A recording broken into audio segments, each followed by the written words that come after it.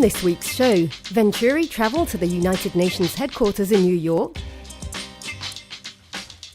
We discover a new space at the Oceanographic Museum dedicated to the Prince's explorations. And for one more time, we celebrate the French football team's victory.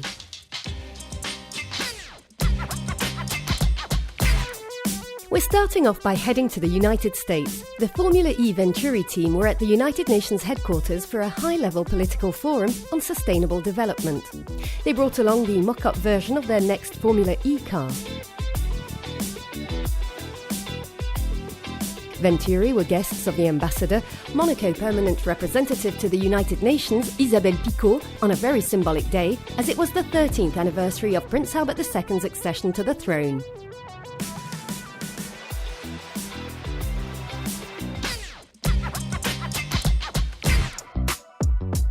Its exterior is intriguing, but its interior is surprising. Monaco and the Ocean, from exploration to protection, is the new exhibition showcasing the Principality's commitment to the protection of oceans. Recently inaugurated at the Oceanographic Museum, it takes you on a journey through time from 1906 until the present day and highlights in a fun way the years of research, discoveries and knowledge. This space is based on very important work that was carried out by Prince Albert I at the end of the 19th century and the start of the 20th century, and then by Prince Rainier III as his path crossed that of Jacques-Yves Cousteau, and for the 21st century by our current sovereign. The exhibition space aims to be both immersive and interactive, with the latest technologies being used to highlight history, and where visitors will find out more about the protection of oceans.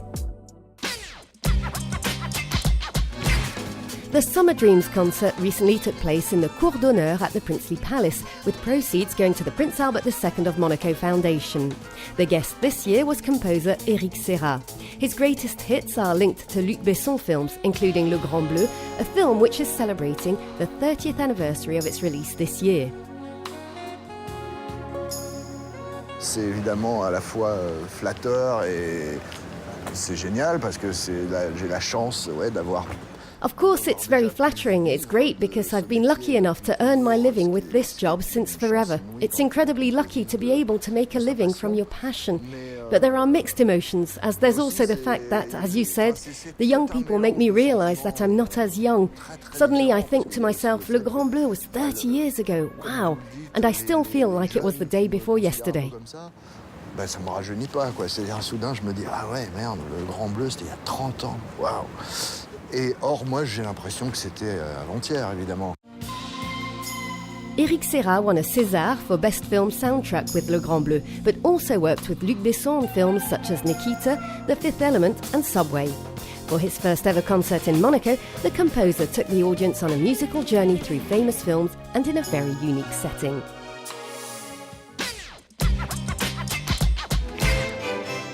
As part of the Monaco Dance Forum, the Monte Carlo Ballet gave 3 shows at the Salle Garnier, all of which had a cinematographic theme. They were by 3 Swedish choreographers, Alexander Ekman, Johan Inge and Mats Ek. Their works all pay tribute to Ingmar Bergman, the Swedish cineast who would have been 100 this year. We couldn't end without mentioning France's world champion title. There has been a lot of rejoicing since their win, and that second star is still being celebrated. The Principality was of course supporting Didier Deschamps' players, especially as Deschamps was the trainer at AS Monaco for 4 seasons.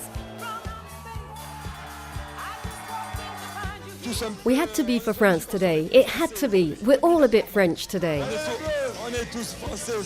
The atmosphere's great. We're happy for the French team. We've been waiting for this cup for a generation, 20 years. It's a really good atmosphere. We thought about going to Nice, but we're not disappointed. It's really, really good. At the end of the match, the supporters showed their happiness just like all over France. 20 years later, the new generation French team have left their mark on history. Time to go. See you next week.